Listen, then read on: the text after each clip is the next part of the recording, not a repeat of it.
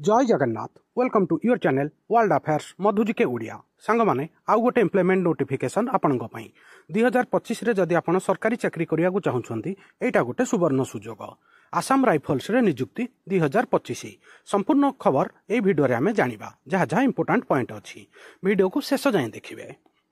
Assam rifles रे नियुक्ति 2025 215 post पई ऑनलाइन रे आवेदन करंतु।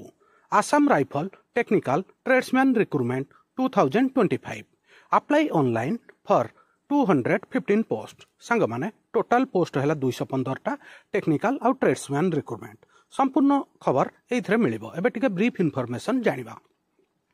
Assam rifle recruitment 2025 for 215 post सांग माने टोटल 215 टा पोस्ट टेक्निकल आउ ट्रेड्समैन पई आउ एथि पई आपण 10th ITI diploma relative field रो हेइथवार अछि।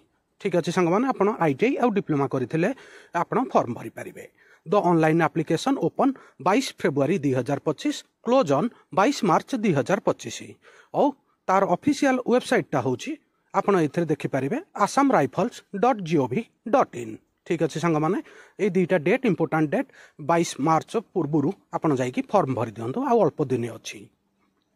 सांग माने ए नोटिफिकेशन टा 18 फेब्रुआरी रे पब्लिश हेतिला मु किंतु जानि कि टिके लेट कली जत्ते बेले जाय ऑफिशियल एक्टिवेशन हेइ नथिला एबे हम कंफर्मेशन हेइ गली आ तापरे ऑफिशियल वेबसाइट रे एबे आपले फॉर्म भरा होची आपण जाई कि जल्दी फॉर्म भरि नियंतु। एबे ता आउ टिके एप्लिकेशन फीस विषय जानि बा सांग माने इथरे जदि आपण ग्रुप बी पोस्ट पई पकोउछंती ताहले 200 टंकार फीस दबागु पड़िबो जनरल आउ ओबीसी कैंडिडेट पई आ जनरल ओबीसी कैंडिडेट जदि ग्रुप सी पोस्ट पई पकोउछंती ताहले 100 टंकार फीस दबागु पड़िबो।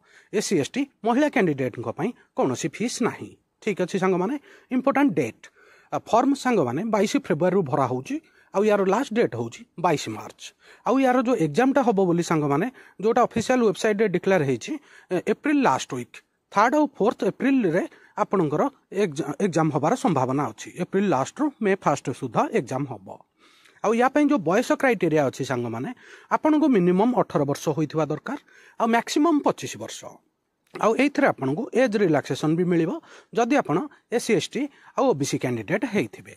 ठीक अछि संग माने आउ आपनको पई qualification 10th ITI diploma relevant field आपण आईटीआई आउ डिप्लोमा करिथिबा दरकार एटा मैंडेटरी।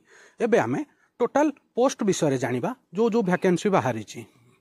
प्रथम पोस्ट हैला संग माने रिलीजियस टीचर जो थरे कि 3टा वैकेंसी अछि तापरे रेडियो मैकेनिक जो थरे कि 17टा वैकेंसी तापरे लाइनमैन फील्ड जो थरे 8टा वैकेंसी आउ engineer equipment mechanic EE make जो थरे 4टा वैकेंसी।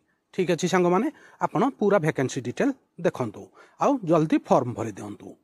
आउ तापर पोस्ट हैला इलेक्ट्रीशियन मैकेनिक व्हीकल जो थरे कि 17टा वैकेंसी आ तापर अछि रिकवरी व्हीकल मैकेनिक जो थरे 2टा वैकेंसी आ गोटे पोस्ट होची अप होल्स्टर जो थरे कि 8टा वैकेंसी व्हीकल मैकेनिक फिटर रे 20टा सीट अछि। ठीक अछि संग माने ड्राफ्ट्समैन रे 10टा सीट आ प्लम्बर रे 17टा सीट अछि। आपन को संपूर्ण सीट विषय रे जणाई दउची।